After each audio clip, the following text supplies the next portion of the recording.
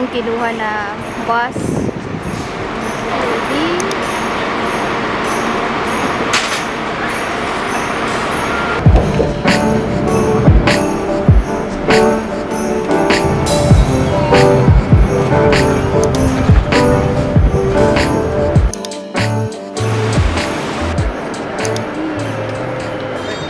We are now here. Akala nyo marami kami kasabay. Kami lang to.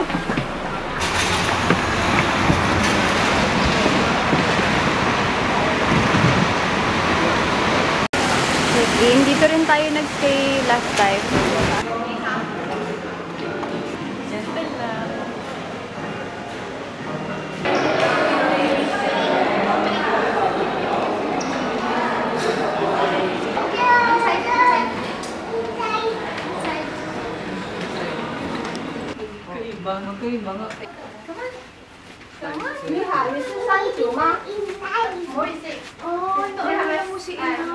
Kasi tatlong bed tayo nung, tama ba? Oo. Nasaan yung ano? Wala dito si Inay. Wala si Inay dito, anak. Hindi ka. Nasaan Inay? Asan? Asan?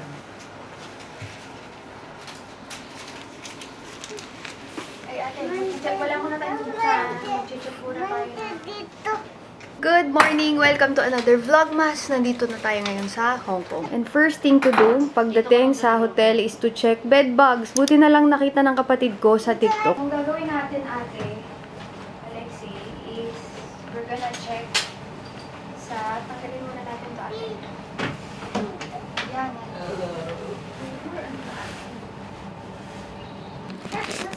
Ay. Ayan, ang batang makulit. Usually, nasa mga singit-singit daw na ganito. Nandiyan si Daddy. Ayaw ma-open. Anyway, gutom na kami.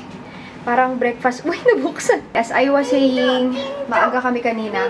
So, mga 3-4 a.m. Tapos, 8 yung flight. And, sa kulit na mga bata, hindi na ako nakapag-vlog. We have 2 babies! Tuloy, lipat muna kayo dito. Anak, lipat muna kayo kay Daddy. Tapos, ate, araw-araw na lang tayo magganito. So, we are here with our friends Don and Heather for about 5-6 days ata yun. 2 days lang out of all yung meron kaming plano. Tingnan muna namin kung paano yung reaction ng bata. Ayan na, sumisigaw na. Pero may sinend sa akin yung kapatid ko about bedbug. Sabi nila, ito doon nagsimula ng Paris. I do not know how true.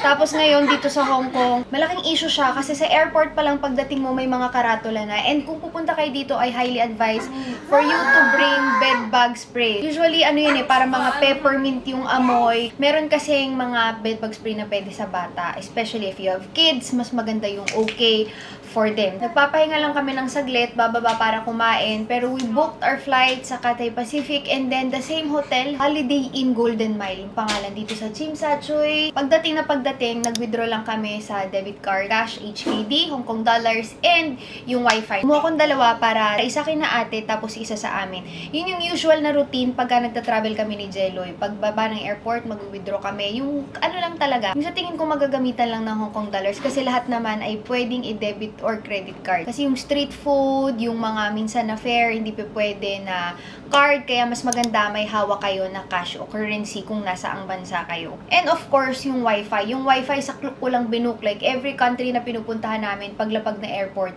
kukunin agad sa wifi counter. But since we have babies, medyo alalay sa mga gagawin ngayon. Yung isa namin kasama is katututo lang maglakad. I think si Hailey ate, 1 year and mga 2-3 months. 1 year and 3 months si Hailey, anak ni na Kuya Don and Heather. Tapos si X naman, 2-year-old. So, yung isa ay kakatuto maglakad at yung isa naman ay tumatakbo na. Butan!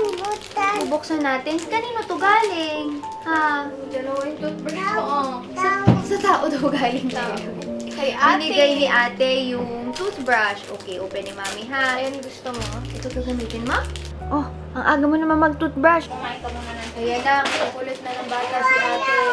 Kasi kapag hindi ka kumain ng isa, sakit ang Nagkakatakutan na. Guys, thank you nga pala dun sa mga iniwan nyo na comments regarding Vlogmas na yung iba daw kala like di ako magba-Vlogmas. Na-appreciate ko yung mga iniwan yung comments. Actually, siguro, every time ako magba-Vlogmas, mag-i-include ako ng parang featured comment or magbabasa ako ng mga comments para masaya. Katulad nito, OMG, di ko to ina-expect, Ate Ana. Thank you, made my day. Hindi daw niya ina-expect na magba-Vlogmas pa ako. Welcome back, madam. Na-miss ko Vlogmas. No pressure, just vlog whatever you want. Enjoy your holiday season. Alam nyo, hindi ko man kaya na gawing daily to unlike before na talagang daily. I will try my best na makapag-entry ng madami para mas marami kayong mapapanood. Super na-appreciate namin ito, madam. Welcome to Vlogmas 2023. While watching the last clips, yung padespedida ni Tyrone, like grabe, sobrang nostalgic. Ang bilis ng panahon talaga, ang lalaki na nila. We miss this kind of vlog. Miss you, Ate Ana. Hoy, ba't naman naiiyak ang bakla dun sa pagbukas nito? Ni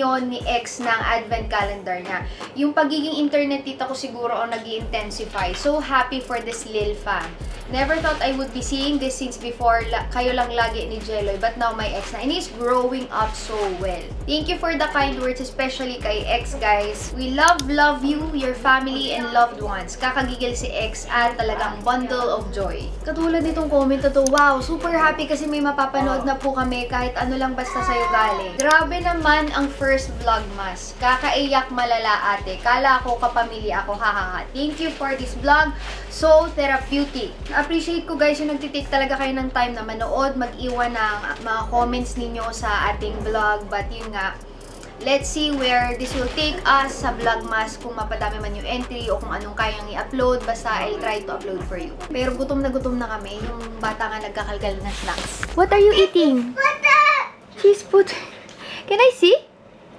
That one. Oh. Sa lahat ng mga relax, si Jello, yung pinaka-relax. Nag-spray pa kami para sa'yo dyan. Ako pumunta ko tayo dito sa mga mag-iwan. Tanghali ang tapat, kaya ng t-shirt. Saan tayo kakain? Stroller ay essential. Hindi kaya talaga nang wala. Saan ba? Gulat kami. Parang matigas na una sa ako. Ano ba yan eh?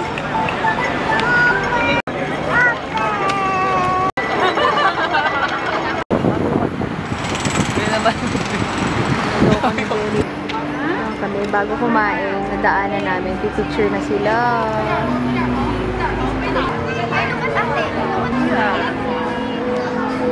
Sa'yo, si Ilio. Alexei. Parang bata pa lang ata ako eh. Ito na ang cafe. Yes. Kumain. Wow. Ay, dito ka pala. Wala pa iba order, nauna na siya. Egg, peanut butter, honey. Sa akin is curry. Kinukuha pa ni na Jelly yung kanila ni na. Guys, welcome to our vlog. To her vlog. To my vlog. To our vlog. Medyo lumalamig-lamig na. Pero kanina, mainit. Maaraw.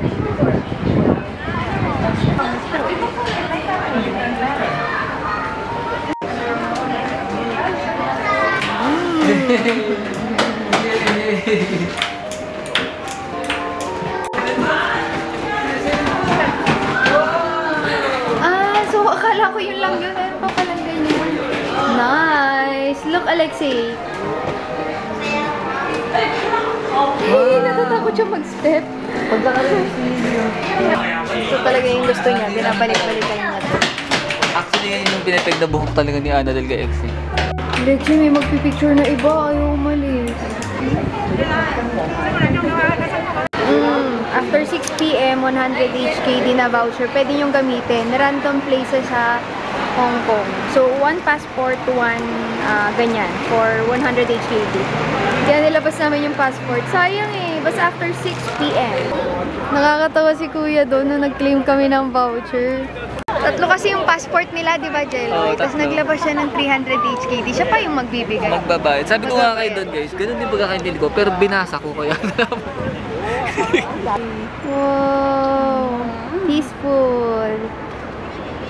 Kaya nga lang, itinaas namin yung stroller namin dito. Sino Kuya Dorad ko.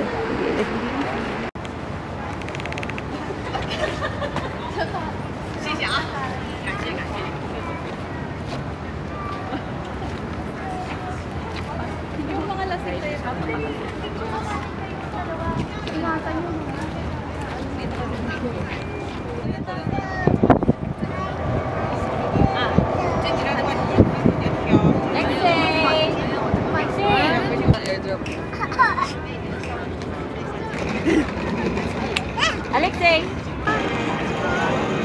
Ayan. Oh, baby!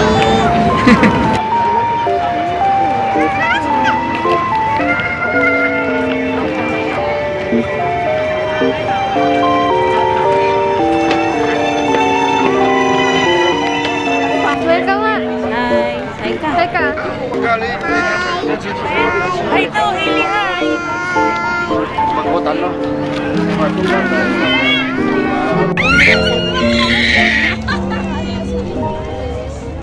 Hello, Luis! Hello!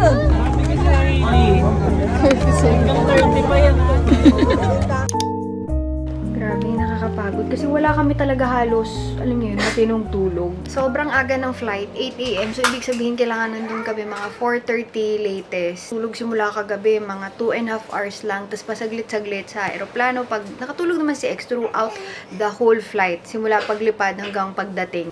Hindi na nga kinaya ng person. Nagising lang yan kasi tumiti. Kaya tutulog po. Jay, nakatulog kami. Sobrang pagod na pagod. Inising ko si Jeloy. Sabi ko, bili kami ng food takeout na lang namin sina ate. Kasi grabe. Si Alexis, simula kanina. Hindi pa bumabangon. Kami baka magising. Sarap na mga tulog namin. Ganun talaga pagka sobrang aga ng flight. Parang bawi-bawi din. Maaga nga yung flight mo, haba ng oras mo for the day. Pero dahil pagod ka, hindi mo rin siya malubos. So, pag may bata, feeling ko instead of 8 to 10:30, siguro mga 10 to 12 yung flight. Para mas well-rested everyone. Pangalawang time na namin ito na ganitong flight, hindi kami natututo.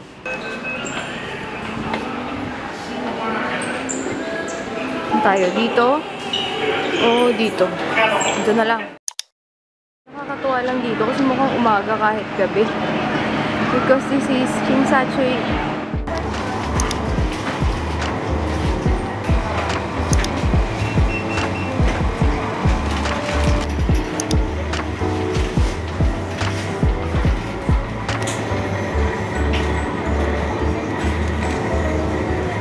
Parang mas masarap po isa.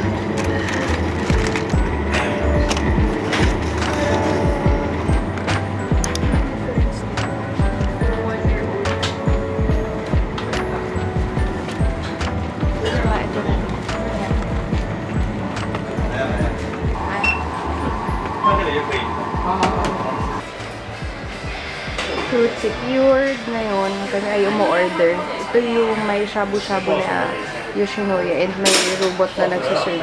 So, ito yung order namin. Ito yung kay Jeloy and of course, ito yung akin. Tapos yung take-out kina ate and food kay X.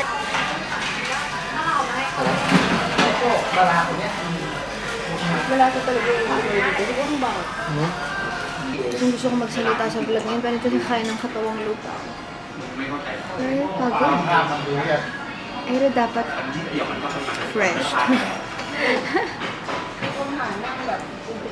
Parang pagod toothbrush. Busog na. Thank you, Lord.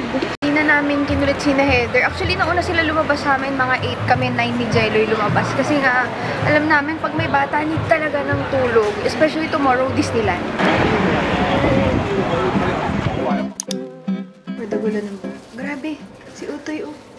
Ang sarap ng tulog talaga. Sina ate ay for the Indian seat na dyan. And ako naman, magta-transfer tayo ng file. Now, I will be editing for Vlogmas. Actually, saglit na edit lang. Pero yun ang lagi kong ginagawa. Every time magta-travel kami ni Alexei, fruits and water. Yan ang essentials. Paglapag, mga 7-11 lang, okay na yun. Na importante, meron silang boostong vitamin C. Lalo na pag travels. Mabilis mapagod yung mga bata. At pag nagpagod ka, yung resistensya mo bumababa. So, sobrang importante sa bata yun. Tapos, huwag nyo masyadong pupunuin yung itinerary. Yung lagi kong sinasabi. Malaking bagay kasi yung nakakapagpahinga sila. Actually, today, ang pinuntahan lang namin is ba itong hotel. Nag-ilibot lang kami sa Avenue of the Stars. Kasi katabi lang talaga namin. Literal natatuwad lang kami ng isang road. Super duper dali for today's video. Ang importante makarest kami because tomorrow, Disneyland is whole day activity. Hintayin namin hanggat May drone show na kasi ngayon. Hindi ko naabutan yun kasi last January, wala pang drone show, guys. That is it. I will be ending today's vlog. Maraming salamat sa panonood and see you on my next videos. Bye-bye! Last year I